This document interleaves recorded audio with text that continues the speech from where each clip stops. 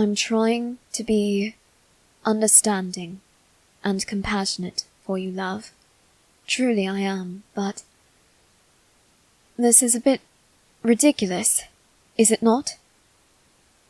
Though I am attempting to show you the same hospitality I would show any other guest, if not more so, due to our relationship, calling for me in the dead of night is rather unnecessary, don't you agree? Oh? You didn't call for me? Sebastian woke me and told me that you needed me. Did something happen? Are you feeling ill? If it were nothing, I would still be asleep.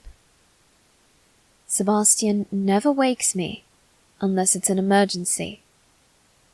So tell me what's going on. Do I need to call for a doctor?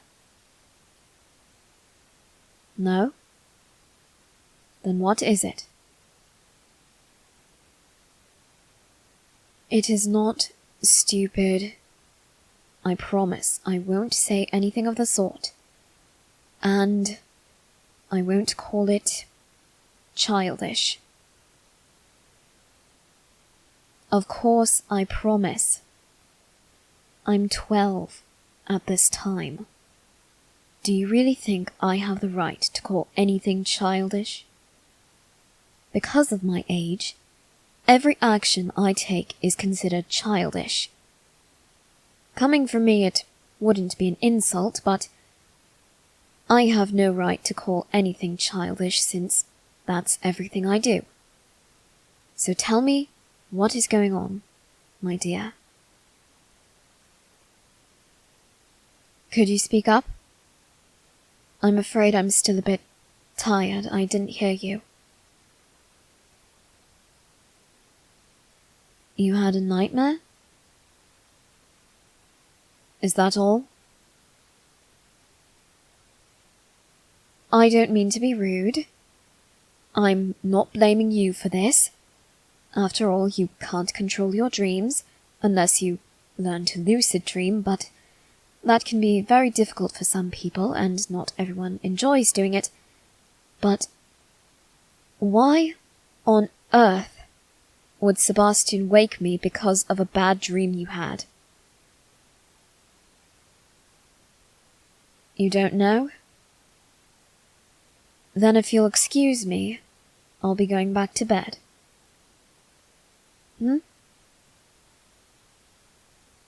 Yes, of course I can open your curtains first. Just a moment. There. Now there's some moonlight in here. That ought to help you feel better. Does it? Dear, the way the moonlight shines on your face, it seems to be sparkling right below your eyes. Was your nightmare bad enough to cause you to cry? I'm not going to judge you if you tell me the truth. Did you have a nightmare so bad that you couldn't help but cry? Scoot over. You heard me. Scoot over a little. I'm not leaving you. I don't want to hear anything about it. So what if it's improper? So what if you don't need me here? You might say that, but if you had a nightmare that was powerful enough to bring tears to your eyes, you are certainly not fine, and you are certainly not well enough to be left alone. Scoot over. That's much better. Now, are you the kind of person who feels better about a nightmare if you talk about it? All right then, I'm listening.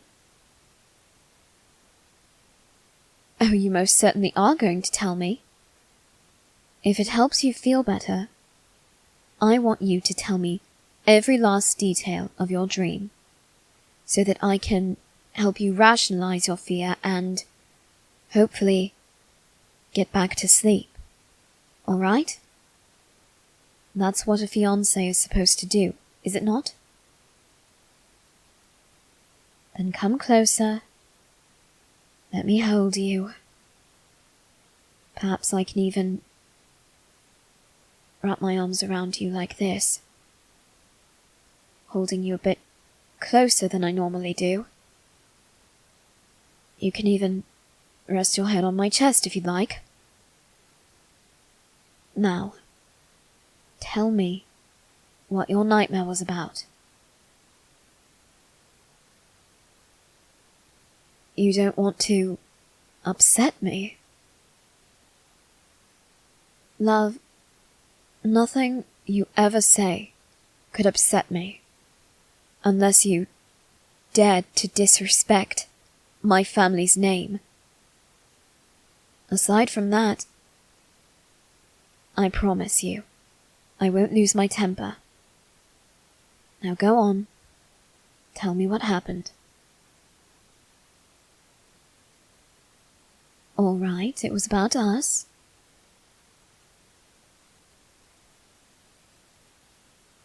It was like any other day?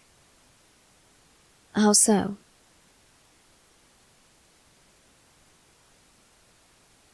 I see. You and I were spending time together as we usually do. Then what happened? We smelled smoke?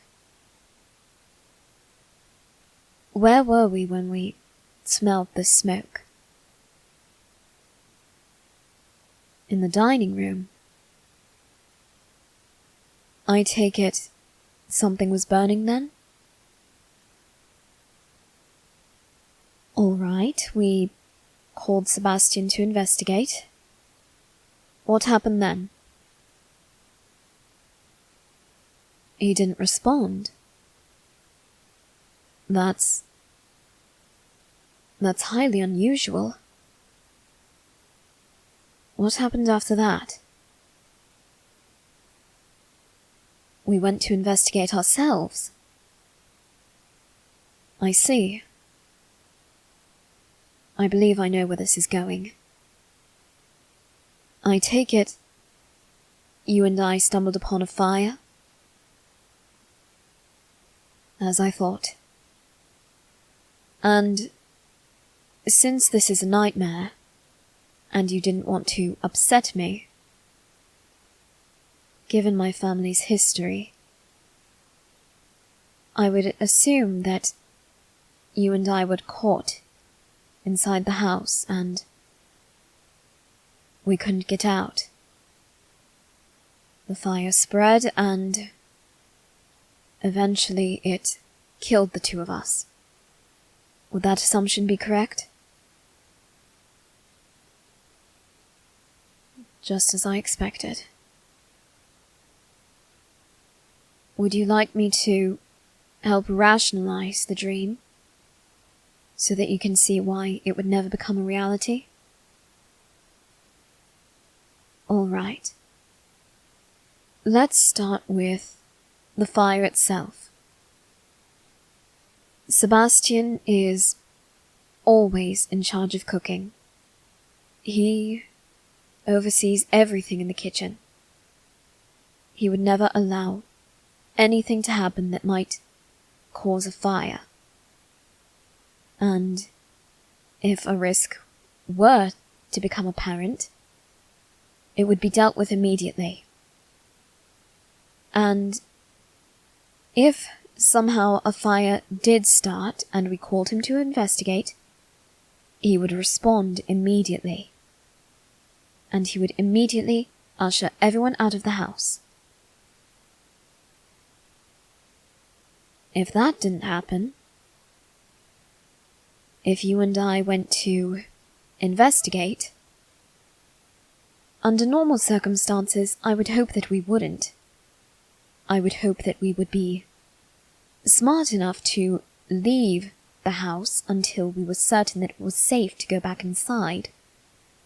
But suppose we were complete idiots, and we decided to investigate. There are several items in this house that can be used to break a window if we need to escape. We wouldn't be caught in the house. We wouldn't be burned alive. I assure you of this. If it were to happen in the middle of the night, Sebastian is here.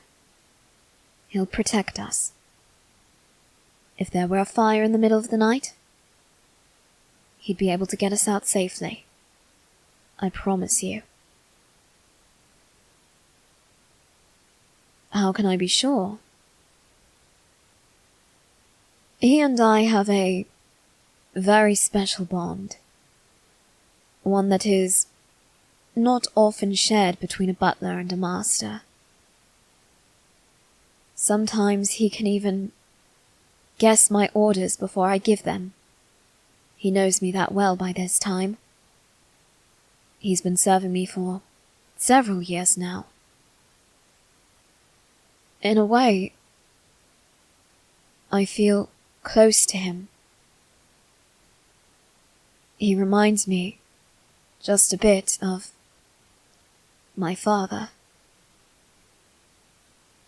I feel safe, knowing that he is here. I feel confident in his ability to protect me and to protect you. I know, though he's never said it himself, that he will do whatever it takes to protect both of us. Not just me, but you as well, and everyone else within these walls. No harm will come to anyone sleeping here tonight. I promise. Yes, dear?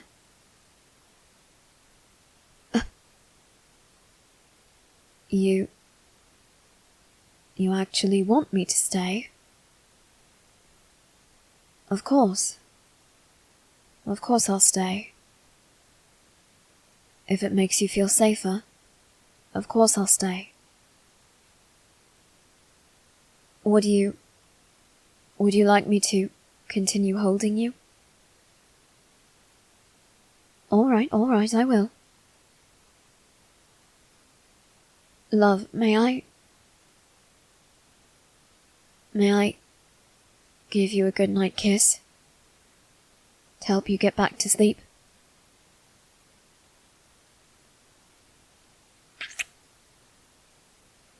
Rest well, love. You've had a very difficult night, I can tell. But I promise, when your eyes are closed and you're dreaming again, you will be safe in my arms still.